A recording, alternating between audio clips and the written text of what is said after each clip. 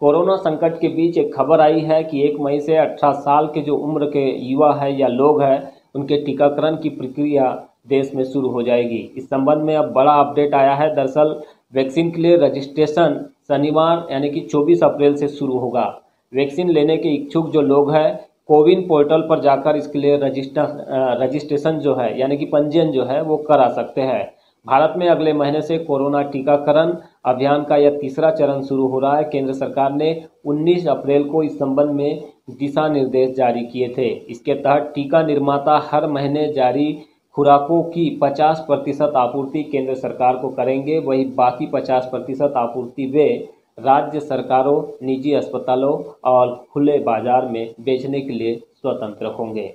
आपको बता दें कि भारत में फिलहाल 2 प्रकार की वैक्सीन लगाई जा रही है, जिसमें कोवैक्सीन है और कोविशील्ड है।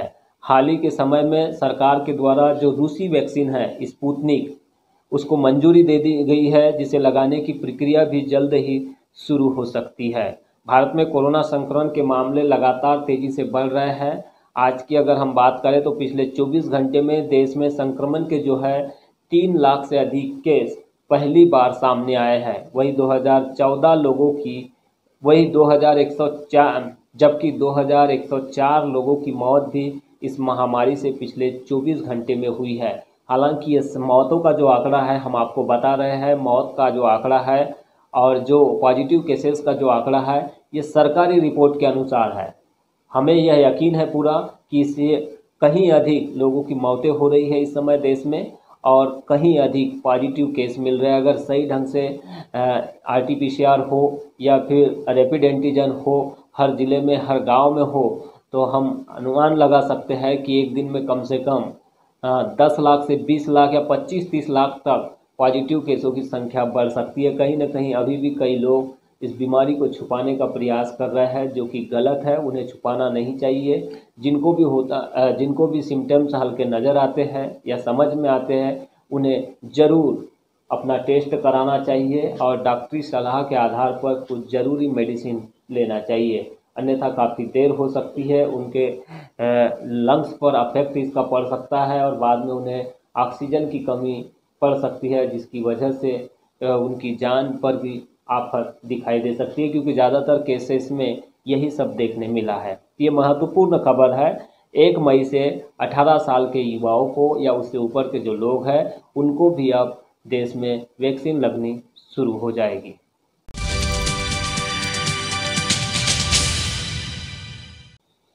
जिले से ही एक महत्वपूर्ण खबर हमारे पास आई है। मेल के माध्यम से बताया जा रहा है कि कोविड-19 की जो पॉजिटिव गर्भवती महिलाएं हैं उनकी डिलीवरी डॉक्टरों के द्वारा नहीं की जा रही। ये गंभीर मामला है। इसलिए गंभीर है क्योंकि अगर उनकी डिलीवरी नहीं होगी तो बच्चे के साथ जो गर्भवती महिलाएं हैं उनकी जान को भी खतरा है। एक खबर ये भी आई है कि जन्म लेने से पहले ही एक गर्भवती ने और उसके शिशु ने दम तोड़ दिया है। समाचार पूरा नहीं हुआ था, कल का लिखा हुआ यह समाचार है। किसी ने हमें मेल के ऊपर भेजा है, हमारे मित्र हैं, पत्रकार मित्र, उन्होंने हमें मेल के ऊपर भेजा था। समाचार पूरा भी नहीं हुआ था उनका और खबर ही आई थी कि जिला चिकित्सालय में विगत 6 दिनों से भर्ती एक गर्भवती महिला जो है निशा अरविंद तिवारी ने दम तोड़ दिया। वह इतनी अभागी रही कि वह अपने गर्भ में पल रहे बच्चे को भी जन्म नहीं दे पाई। बमुश्किल 16 अप्रैल को प्रसव पीड़ा उठने पर बड़ी उम्मीद से निशा अपने बच्चे को जन्म देने के लिए जिला चिकित्सालय बालाघाट पहुंची थी, किंतु टेस्ट कराने पर पता चला कि वह कोरोना पॉजिटिव है, तो उसकी डिलीवरी नहीं की गई। इसी बीच निशा और उसके पति अरविंद ने कई निजी चिकित्सकों के भी दरवाजे खटखटाए, किंतु किसी का भी दिल नहीं पसीजा। कोई भी कोरोना पॉजिटिव निशा अरविंद तिवारी को हाथ लगाने तैयार नहीं दिखा। तो कहीं न कहीं ये जो घिन की भावना है या नफरत की भावना इस महामारी की वजह से डॉक्टरों में दिखाई दे रही है, यह गंभीर संकेत है। अगर डॉक्टर ऐसा करेंगे तो निश्चित है कि कई लोग जो है बेवजह भी मौत को गले लगा लेंगे, जैसा कि निशा के साथ देखने मिला है। तो ये बड़ी खबर है। कहीं न कहीं कोविड महामारी के बीच जो गर्भवती महिलाएं हैं इनमें भी इसके सिम्टम्स आ रहे हैं, बड़ी तादाद में वो पाए जा रहे हैं। हमें एक रिपोर्ट के अनुसार ये बताया गया कि बालाघाट जिले में इस समय कोविड पॉजिटिव के तौर पर जो गर्भवती महिला है उनमें श्रीमती सीमा है, प्रतिभा जांगड़े है, शशि दाहेकर है, वंदना भोत मांगे है, बमनी बैहर की मंगलेश्वरी मरकाम है, नैत्रा की प्रगति है, कोस्ते की प्रगति है, भावना मोहारे है, संगीता कावरे है, मोती नगर की संगीता पटले है, वर्षा पारदी है, भटेरा चौकी की श्वेता मिश्रा है, वारासिनी की निशा खरे है, किरनापुर की ललिता कावरे है और किरनापुर की ही भागेश्वरी है, कटेरा कटंगी की सुशीला बाई, कटंगी की ही ममता पटेल और रोशनी रहांगडाले, निशा अरविंद तिवारी, ऐसी कई अभागी महिलाएं हैं जिनका इस समय जिले में जो है कोविड पॉजिटिव होने की वजह से डिलीवरी नहीं हो रही है। यह गंभीर मुद्दा है। अगर इसके ऊपर शासन प्रशासन ने जल्द ही ध्यान नहीं दिया या फिर इनकी डिलीवरी नहीं हुई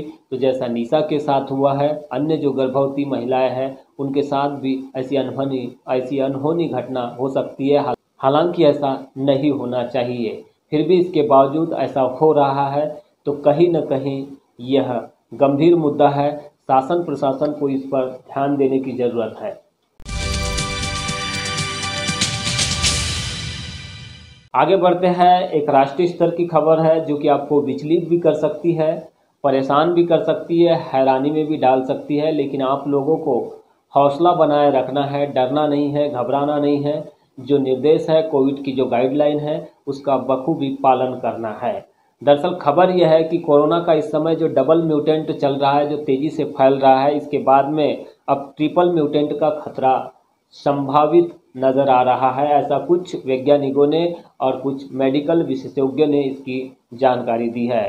आज मैं जब इंडियन एक्सप्रेस की रिपोर्ट जब पढ़ रहा था जिसमें कुछ राज्यों में कोरोना के ट्रिपल म्यूटेंट का पता चलने की जानकारी प्राप्त हुई है।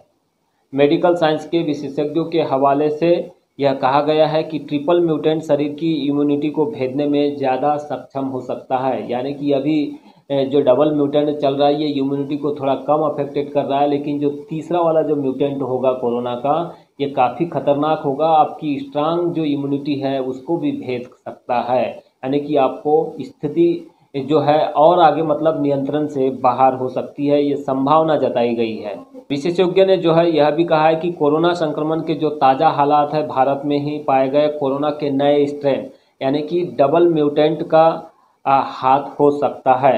हालांकि इसकी पुष्टि वायरोलॉजिकल लैब से नहीं की गई है। वायरोलॉजी लैब का मतलब ये है कि वायरोलॉजी लैब वो होता है जिसमें आप वायरस को देख सकते हैं। एक वायरोलॉजी लैब होता है एक्चुअल में जिसमें सूक्ष्म से सूक्ष्म जो वायरस होते हैं उन्हें आसानी पूर्वक देखा जा सकता है। यानी कि जो कोरोना का वायरस है हम सुन रहे हैं लेकिन आज तक किसी ने देखा नहीं है। केवल कौन देखते हैं? जो वायरोलॉजी लैब में जो लोग होते हैं वही इसे देख सकते हैं, वही इसका आकार बताते हैं, वही इसकी डिजाइन बताते हैं, तब जाके उसका स्वरूप तैयार होता है चित्रण के माध्यम से और वो हमारे सामने पेश होता है। तो एक्चुअल में जो वायरोलॉजी लैब होता है उसकी ओर से हालांकि इसकी पुष्टि नहीं की गई है। डबल म्यूटेंट में जो एक म्यूटेंट है उसका नाम E484Q है तो दूसरा L452R है। इन दोनों म्यूटेंट की पहचान अलग अलग होने पर ज़्यादा तेज़ी से फैलने और हवा में भी इसका प्रभाव होने की पुष्टि वैज्ञानिकों ने की है। हालांकि कुछ हद तक टीकाकरण और कोरोना से ठीक होने पर बनी एंटीबॉडी को मात देने में कारगर भी यह साबित हुआ है। खासकर ऐसा बताया जा रहा है कि कोवैक्सीन और उसके बाद में जो रूसी वैक्सीन है स्पुतनिक वो काफ़ी सक्सेसफुल बताई गई है। द इंडियन एक्सप्रेस की रिपोर्ट के अनुसार अगर मैं आपको बताऊं तो अक्टूबर में ही इस नए स्ट्रेन का पता चल गया था, लेकिन जीनोम सीक्वेंसिंग के बारे में नवंबर से लेकर जनवरी तक कोई खास प्रयास नहीं किया गया। यह वो दौर था जब देश में संक्रमण के मामले काफ़ी कम आ रहे थे, आपको भी पता होगा। इसी का नतीजा यह हुआ कि देश में पहले 6 महीनों में जब कुछ जीनोम सीक्वेंसिंग की गई तब चीन, इंग्लैंड और अमेरिका जैसे देशों में हजारों जीनोम सीक्वेंसिंग कर ली गई थी। आपको बता दें कि इस साल जनवरी में सरकार ने 10 प्रयोगशालाओं के नेटवर्क के माध्यम से भारत में जीनोम सीक्वेंसिंग के प्रयास को तेज करने के लिए भारतीय जो है SARS-CoV-2 जीनोमिक्स कंसोर्टियम मतलब INSA-CoG की स्थापना की थी। हालांकि फरवरी में INSA-CoG के काम शुरू करने के बाद जीनोम सीक्वेंसिंग में सुधार आया, लेकिन अभी भी देश भर में करीब 13,000 जीनोम सीक्वेंसिंग ही की गई है। यह अभी भी पर्याप्त नहीं है।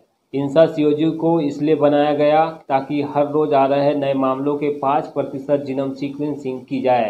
यह एक महत्वाकांक्षी लक्ष्य है।